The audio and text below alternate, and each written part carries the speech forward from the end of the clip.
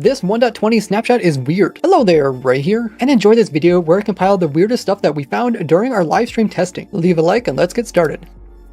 So normally with a pitcher plant, when breaking the block underneath, it just breaks and falls to the ground, kind of like we were seeing with the torch flower. I noticed if you would go ahead and plant a new pitcher plant and then come in here, grow it up, then break the block, now the pitcher plant will just float.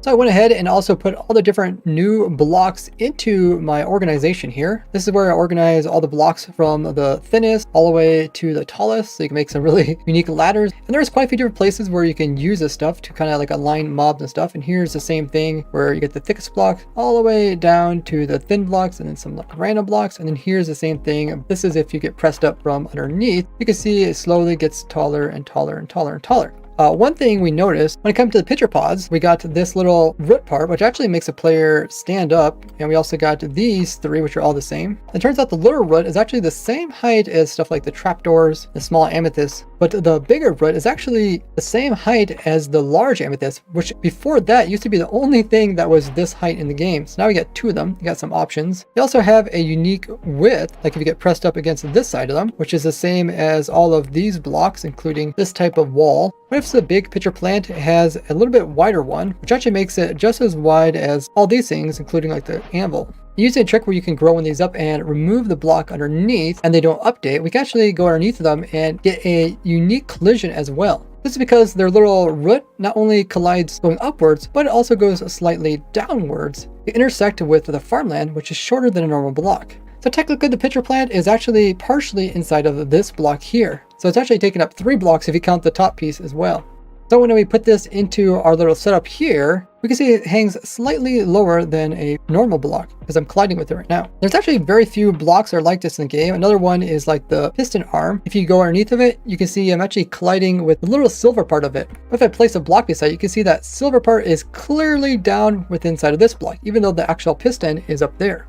This also occurs when they open up like a shulker box. It actually will collide with entities that are below it, only when it's open. But the piston heads, you can rotate them a bunch of different directions so that it comes over to the block to the side as well. Although getting piston heads like this isn't normally possible in survival. Now this type of behavior is more common when it comes to like fences, because a normal block is like down here, and despite the fence actually being down there, you can end up standing on top of it. But you might remember I actually used both shulker boxes as well as piston heads as wither cages in the past. And in the technical Minecraft community, I'm known as the guru of wither cages, as I have designed dozens of stable wither cages throughout the years. I'll put the entire playlist in the description if you're curious in all the different ways you can contain withers. My most recent design is this one here, where we have the wither shooting its wither skulls, and they can actually get bounced off of this bubble column, so they never ever hit the chicken. This used a new mechanic I discovered at the time, and I added it to my wither rose farm here, which made it really simple to make this wither cage. But instead, using like a piston head or a upside down shulker box that's opened up, we can always come in here and place in the new pitcher plant, and it can do the same thing. And I also combine this with my bubble column version. You can kind of see how simple this gets with the wither trying to walk out. He can't go up because the top of his head is colliding with the pitcher plant, and he can't also get over top of this wall because despite the wall looking very low, it's actually this tall up, and he's colliding with the very top of it there. He also doesn't get bored and start randomly shooting skulls all over the place because he's trying to shoot this chicken here, which is the closest thing. It's always good to keep the target that the wither is going after in the same chunk so they get loaded exactly at the same time. He's actually seeing it with his eyes, and if we spectate him, we can see what he sees. You can barely see the chicken across the water over there. And the wither eyes is this little red line here. Since he can see the chicken, he goes ahead and tries to shoot a wither skull directly at it. 1 comes from his main head and 2 come from the side heads. The side heads just collide with these iron trap doors right here. And since they're always black wither skulls, they can never destroy the iron. Where the main head can actually make its way all the way to the chicken, possibly at least. But we got some bubble columns in here, which are pushing the wither skull upwards. You can see it actually gets mostly in there, and all of a sudden it kind of gets lifted up again. But as soon as it gets lifted, it still wants to continue going that direction. So it ends up going all the way down and over. But you can see it actually misses the chicken, which is kind of funny. But there is a rare chance that the main head, since it can see the target directly, will not only shoot out a black one. The black skulls don't actually do any damage to stuff with high blast resistance like ironstone. One's about to shoot off a blue wither skull, and you can see over time it has been kind of eating this hole into the ground. I've had it running for like 3 hours now, so it didn't eat too much, but eventually it would probably eat all the way down to bedrock, but it can't actually break bedrock. Otherwise the skull would just go down into the void and despawn. Now, if you did want to make this into a stable wither cage, you would have to make sure that none of these little blocks ever get hit by the blue wither skulls, because they would just end up breaking them anyways. So it's best just to remove them in the first place. And then now you can kind of see what you would need in order to make a stable wither cage. It also looks pretty terrible for whoever's standing over there. Just a bunch of random wither skulls hitting all over the place. The black ones, you don't have to really worry about them because they're never going to create any more damage on the end stone. But just that one there would eventually create a small hole. You also don't want stuff to mess up your farm, so I went ahead and placed some torch and carpets to prevent endermen from actually teleporting to this block. They can actually teleport to the edge of a block since there's a little bit of room for them there. This way they can't. Now, the pitcher plant going lower is intended, but the way they'll probably fix this is they'll just make it so that when you do break this block, it'll just update the plant and break it as well. This would be a bit unfortunate because when it comes to putting these plants in builds, it looks really cool when you remove like that block and put in something more like dirt or whatever you're building with. But pitcher plants aren't the only unique hitbox. We also got the sniffer egg, which is 1 pixel smaller on this side and 2 pixels smaller on this side, which is quite unique. Something like the dragon egg is 1 pixel smaller, so the sniffer is same as that when it comes to one side, but on the other side, it's actually a little bit different and it is the same as the anvils. The hanging sign was also 1.20 and is thinner than a trapdoor. You can see the trapdoor here is 3 pixels and this is only 2 pixels. So it gives another unique hitbox which you can use to kind of hold entities in place. Some other 1.20 blocks that have non-full hitboxes are like the decorative pod, which is the same as like the chest. And I did talk about the piglin head in the past, but they did fix it a little bit. You can now see it's actually a square instead of being uneven on one side. So when faced forward on a wall, it's the same as other mob heads. But if placed in the center of a block, it's actually unique, as well as if you turn it sideways and place it on the wall. If we use a Mega Fortune tool on them, you can see that we don't actually get any more items. If it's not fully grown, we just get the pod. Otherwise, we get the pitcher plant item. Now, Silk Touch also doesn't let you get the actual blocks. So you can't just get this like cool looking part plant, part root. Instead, have to start over with the small one and just hope you grow it up to the size you want. Now, when it comes to the smaller of the 4 sizes, you can place string over top of these to prevent them from continuing to grow. So you can kind of keep those in that form. If you want a special hitbox or just a special look, like some kind of rooted vegetable in your garden. But the smallest size would still be able to grow up to this size. But this other size will continue to grow into it's fully grown. Now, the sniffer egg, you can just use your hand to break it down. So you don't need like Silk Touch, and Fortune doesn't do anything. Downside to the pitcher pod is when it's planted on farmland, it doesn't actually think it's actual crop. Therefore, if the farmland updates and dries out, it just pops it off. Unless it's fully grown, you can see, then it can convert and be just fine. So this doesn't actually affect the torch flower. As you can see, it doesn't pop off, but it also doesn't keep the farmland unless it's one of the smaller variants. The small torch flower isn't considered a flower, but the big one is. But when it comes to the pitcher plant, it's not considered a flower. When you first plant in a torch flower seed, the seed is centered. But when you grow it up, once it's completely grown, it then will place the flower in a similar location within the block that would place like other grass and flower types. In this case, it's off to the side. It's also when the flower jumps to the corner. Both the pod and the plant can work in composters. When it comes to fire, we can't actually set fire to any of these. And you can't detect the different stages of these using comparators. You can't actually cook up the sniffer egg.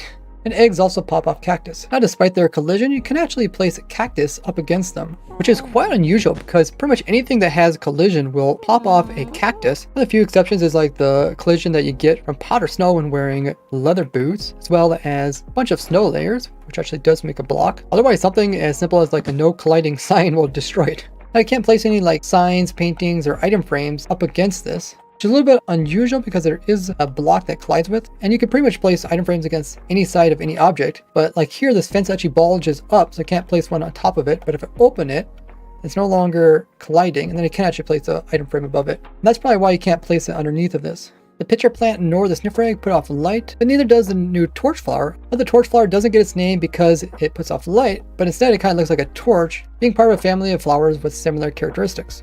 Now, you currently can't use the pitcher plant for like suspicious stew or feed them to a brown mushroom, unlike what you can do with the torch flower. When updating our testing world, we noticed that our Gordy, who has enchanted shield and pumpkin head, is extra shiny from the old version. When I place on a new one, it doesn't look as shiny. This is insanely shiny. With the new sniffer eggs, you can actually push them with pistons, and when they push, they all put off particles. They can also get pulled with pistons. They don't actually need any blocks underneath them to support them. They can't be moved with pistons as they just break and drop their items. When it comes to water, it actually will pop off the sniffer egg as well as the plants.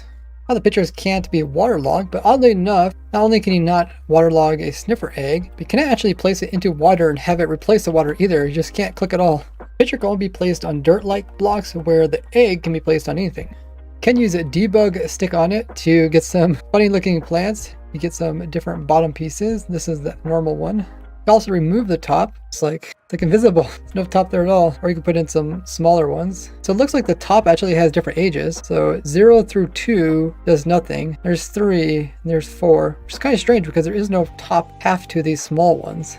So these are called picture crop, where these are called picture plant. And if you use the debug stick on these, you can get 2 flower pieces. Or you can even put the bottom piece on top and vice versa. You can also use this to change the age of the sniffer egg.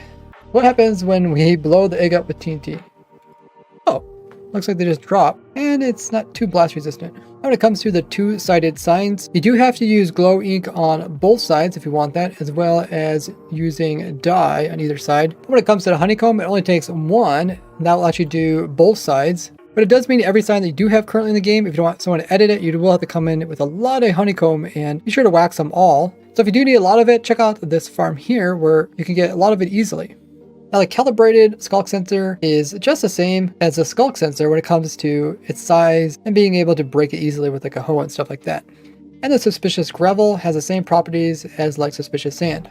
Now when it comes to the trail runes, you normally only see the very tip of them sticking out of the ground, but you can see there's actually a whole bunch of the structure hidden underneath of the ground. So there's this main structure here, but then there's a bunch of houses and pathways. And each structure has a little bit of variety. Let's clean up one of these structures and see what else we can find. So I cleaned up all the structures, removing the dirt, gravel, and sand, and you can see they look more like a normal structure. Like this was a tower. When you go inside of it, there was a room off to this side over here. And on the opposite side, there was also another room. It seems like there's even a ladder here that probably takes you up the top of it. Then outside of it, there's a pathway that goes along where there's a bunch of other houses. Houses are pretty tattered, but you can see there's rooms within inside of them. A couple noticeable things are like this little sphinx looking statue.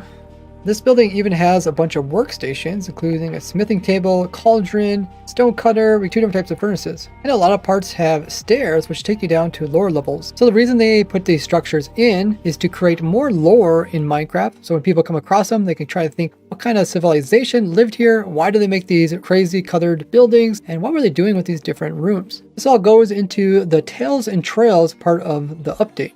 More crazy stuff in a future video, so stay tuned. In the meanwhile, I start building my simple 1.20 farm, so you can be ready for the update using this playlist here, or this one about real glitches I found over the years of playing the game. Thanks to my supporters on Patreon, Discord subscribers, and Twitch subs. These videos are only possible with your guys' support, but don't fear, you can support me for free just by sharing what I do with other Minecrafters, and crediting Ray's works. Bye bye!